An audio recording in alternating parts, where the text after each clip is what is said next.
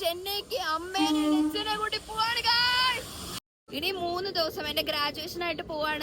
അപ്പോൾ അതാണ് ഈ ഒരു വ്ലോഗ്. ഞാനെന്തെങ്ങനെ ഇരിക്കണമെന്നല്ലേ. തീ അമ്മൂമ്മനെ കണ്ടു. ആ അമ്മൂമ്മ കുറേ നേരമായി ഞങ്ങൾ കയറിയപ്പോൾ തുടങ്ങിയോ ഉറക്കം അഭിനയിക്കാൻ തുടങ്ങിയതാണ്. ഞങ്ങൾ ഇനി എങ്ങാനും വിൻഡോ സീറ്റ് പിടിക്കാൻ വന്നാലോ എന്ന് വിചാരിച്ചു. കാരണം ഞങ്ങളുടെ സീറ്റിലാണ് അമ്മൂമ്മ കയറിയിരിക്കുന്നത്. പിന്നെ ഞങ്ങളൊന്നും പറയാൻ പോയില്ല. ഞങ്ങൾ പുറത്ത് പോയിട്ട് അങ്ങ് നിന്ന് കാച്ചങ്ങ് കൊണ്ടു. അങ്ങനെ 14 മണിക്കൂർ ട്രാവൽ ചെയ്ത് ചെന്നൈ സെൻട്രൽ റെയിൽവേ സ്റ്റേഷനിലെത്തി. അവിടെ നിന്ന് ഞങ്ങളെ നമ്മുടെ ചേട്ടൻ, എൻ്റെ സ്വന്തം ഫിയാൻസെ, ആള് വന്ന് ഞങ്ങളെ പിക്ക് ചെയ്തു. എന്തെങ്കിലും ആവട്ടെ, ചേട്ടനും വന്നോട്ടെ, അങ്ങനെയാണെങ്കിൽ പോണ്ടിച്ചേരി കറങ്ങാൻ കാറിൽ പോകാമല്ലോ എന്ന് വിചാരിച്ച് വിളിച്ചത്. അല്ലെങ്കിൽ ആ മനുഷ്യനെ ഞാൻ വിളിക്കുമോ അങ്ങനെയൊക്കെ പറയും. പക്ഷെ നമ്മൾ വിളിക്കും കേട്ടോ. എനിക്ക് വലിയ കാര്യമുള്ള മനുഷ്യനാണ്, പക്ഷെ ആളുടെ അടുത്ത് പറയണ്ട, ആൾക്ക് അഹങ്കാരമായി പോയാലോ. അങ്ങനെ സ്ട്രേറ്റ് ടു പോണ്ടിച്ചേരിയാണ് നമ്മൾ 4 പേരും, അല്ല നമ്മൾ എല്ലാവരും പോയിക്കൊണ്ടിരിക്കുന്നത് ഗൈസ്. മൂക്കൊക്കെ ചെറുതായിട്ട് അടഞ്ഞിട്ടുണ്ട്. അതാണ് മായും ങ്ങായും നായും ഒന്നും കറക്റ്റായിട്ട് വരാത്തത്. ഗൂഗിളും വെച്ച് പറഞ്ഞ വഴി കൂടെ പോയി കഴിഞ്ഞപ്പം റോട്ടിൽ ഞങ്ങൾ കുളം കണ്ട് ഞങ്ങൾ ഞെട്ടി ഹുദാ ഹവയായിട്ടിരിക്കുന്നതാണ് ഈ കാണുന്നത്.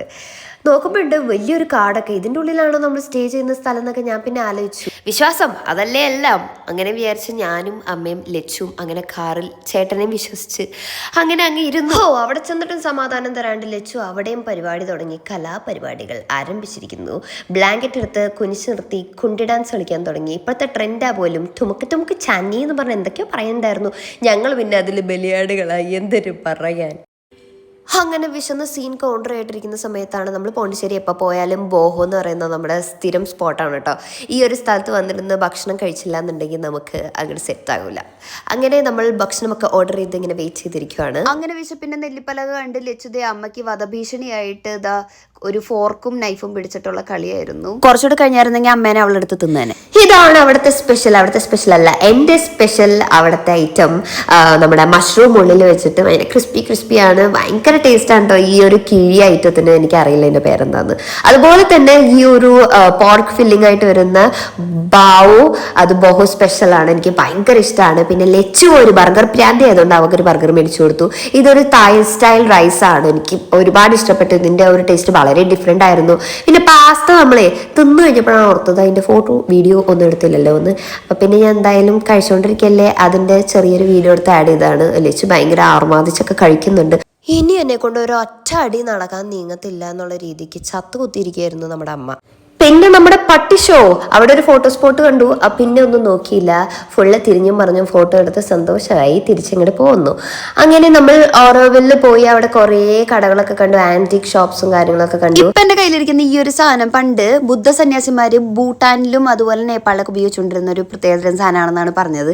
ഞാൻ ഈ ഭൂട്ടാനിന്നോ നേപ്പാളിൽ നിന്ന് കണ്ട് ഇമ്പോർട്ടഡ് ആണെന്ന് വിചാരിച്ച ചേട്ടൻ പിടിച്ചിട്ട് ഇങ്ങനെ ആക്കി കഴിഞ്ഞു കഴിഞ്ഞാൽ മറ്റേ ജീവൂപ വരുമോ?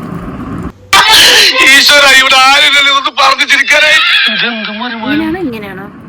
രണ്ട് രീതിയിൽ നോക്കാം. എനിക്ക് ഭ്രാന്തായി പോയതാണ്. അത് നാട്ടുകാർക്ക് മൊത്തം ഒരു പൂത്തിര കണ്ടിട്ടായിരുന്നെങ്കിൽ എന്തൊക്കെ ചോദിക്കായിരുന്നു. എന്താ സാധനം? ഇതാണ് നമ്മള് മറ്റേ ആത്മാക്കളെ തറയ്ക്കുന്ന കത്തിയോ? അവളൊരു സുഖമില്ലാത്ത കുട്ടിയാ.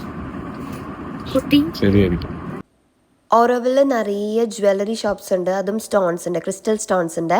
അല്ല മൂൺ സ്റ്റോൺ ലോക്കറ്റ് ഒരെണ്ണം കണ്ടു. എനിക്ക് ഒരുപാട് ഇഷ്ടപ്പെട്ടു. അപ്പോൾ അവന് ചെയിനിൽ തൂക്കാൻ ഒരു ലോക്കറ്റ് മേടിച്ചു. അങ്ങനെ നമ്മൾ റൂമിലെത്തിയപ്പോഴേക്കും അവിടെ ചപ്പാത്തി, എഗ് ബുർജി, തൈര് സാധനം തുടങ്ങിയ എല്ലാ സാധനങ്ങളും ഇരിക്കേണ്ടായിരുന്നു. എല്ലാം കഴിച്ച് വയറൊക്കെ ഫുള്ളായി. ഞങ്ങളൊരു ഡാൻസ് കളിച്ചിരിക്കുന്ന സമയത്ത് ഒരു സംഭവം സംഭവിച്ചു. അതെന്താണെന്ന് അറിയണമെങ്കിൽ നമ്മൾ നെക്സ്റ്റ് വീഡിയോയിൽ പറയുന്നതായിരിക്കും. So stay tune. സബ്സ്ക്രൈബ് ചെയ്യാൻ മറക്കണ്ട.